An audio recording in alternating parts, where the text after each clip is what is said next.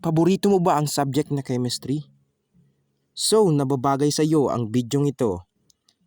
Dahil pag-uusapan natin ngayon ang ketone na isa sa mga functional groups. So, what is ketone? Ano nga ba ang ketone? So, ketone is organic compound characterized by the presence of carbonyl group in which carbon atom is covalent bond to an oxygen atom. Kumako naman tayo kung ano ang structures and properties of ketone. Ano nga ba, Cherry, ang structures and properties of ketone? Dumako naman tayo sa structure and properties. Triangular planar around the ketonic carbon. Bond angles of approximately 120 degree. This functional group is carbon double bonded to oxygen. Ang ibig sabihin nito ay ang functional group sa mga ketone na binubuo ng carbon double bonded sa oxygen atom ay tinatawag na carbonyl group. Ang pangkat ng carbonyl ay tinutukoy ng symbol of chemical at responsible para sa mga natatanging katangian at reactivity ng mga ketone. Sa isang ketone, ang pangkat ng carbonyl ay nakagapo sa dalawang iba pang mga carbon atom na nagre-resulta sa isang triangular planar geometry sa paligid ng carbonyl-carbon. Ang kaayusan na ito ay nagbibigay sa mga ketone ng kanilang katangian na hugis at nakaka-impluwensya sa kanilang chemical na pag-uugali. Yan lamang po at maraming salamat. Maraming salamat, Cherry. Pati pala ang ketone may ugali. So, yan ang structures and properties ng ketone. Dumako naman tayo sa basic reaction and synthesis na i-discuss sa inyo ni Christine Azul. Basic reaction synthesis. The most important reactions follow from the susceptibility of the carbon toward nucleophilic addition and a tendency for the enolates to add to electrophils.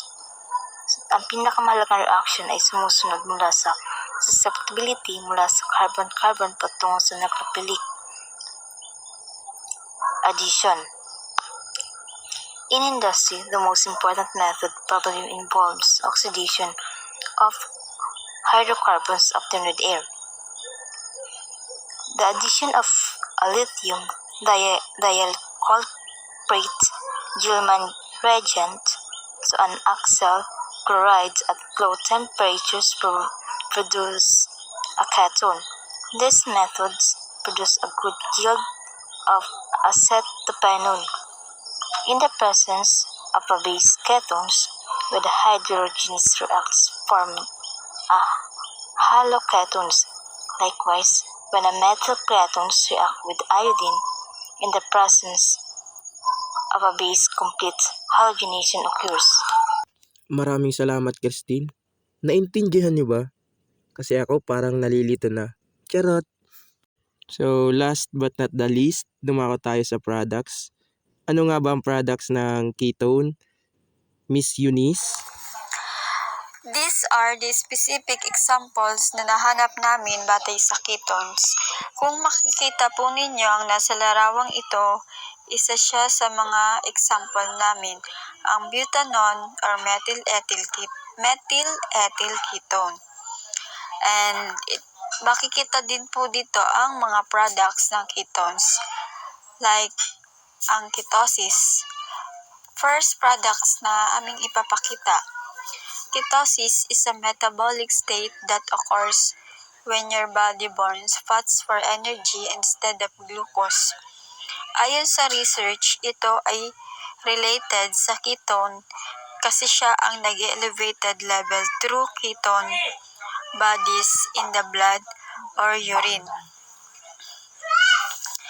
Next, ang exogenous ketones.